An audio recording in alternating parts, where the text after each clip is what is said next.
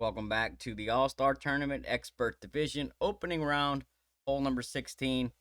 Here we're going to be playing setting up for the bunker funnel shot. We're going to use a rock 8+ for the drive, and you want to bring your highest accuracy sand wedge that has I would recommend to have at least four, maybe five backspin. Houdini is a good one for this one, unless you have high level Spitfire. So we're setting up to drive this into the bunker, and then we're going to play the funnel from there. We're starting the same way we do on the front 9, hole 7. We're going to set up with the yellow ring touching the rough on the left at the top of the +7. We're going to add 5 topspin and 3 left spin. The adjustment is P3 plus 5% mid numbers. 5% mid. No overpower. And we're going to use left curl so that the left side of the ball is touching the outside of the shot circle, just like you see there.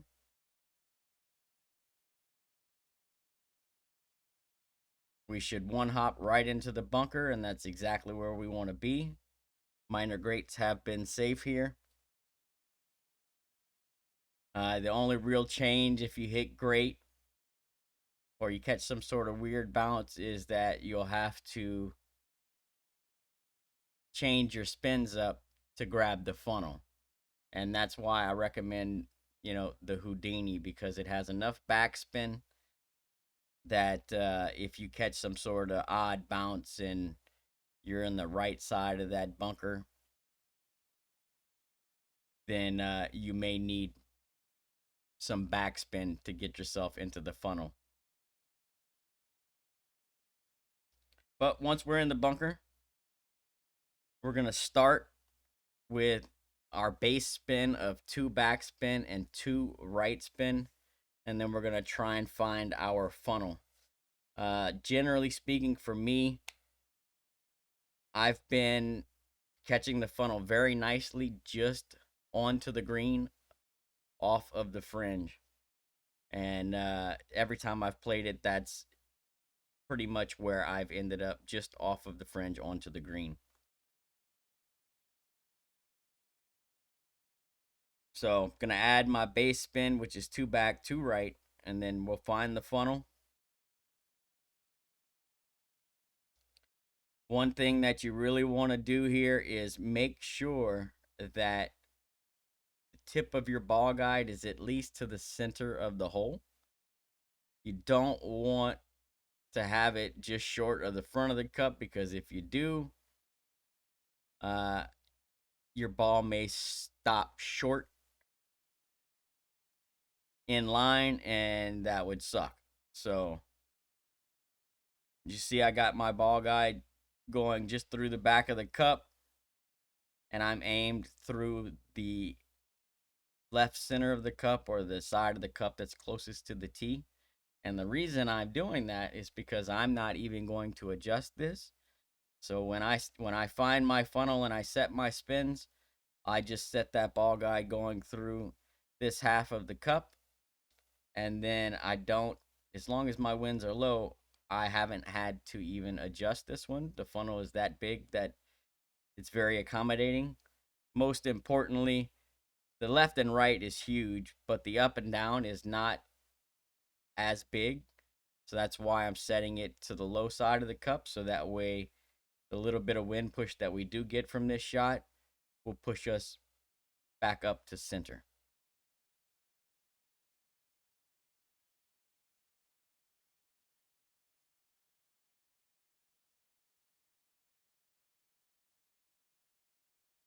Like, see here, I'm not even going to adjust it. I'm just going to fire away. Drop this with single, double, and even triple grates. If you're set up in this funnel properly, it is massive. So just make sure that you're in the funnel correctly and you can shift side to side, you know, 2 or 3 rings in each direction. The tip of the ball guide shouldn't move. Um, and there is if you catch it close to the fringe where I'm setting up, then there is also a slight up and down sticky spot as well. And that's what I'm looking for. The left right is huge. It's easy to find, easy to get into, but the up down is a little smaller and a little more difficult to get into. But if you can find it and get into it, it makes the shot that much more likely to go in the hole. If you wanted to pull an actual adjustment for your approach here, it's 10 wind per ring, or 1 mile an hour to every 0.1 ring. So if you had a 7 mile an hour ring, you would adjust 0.7 rings.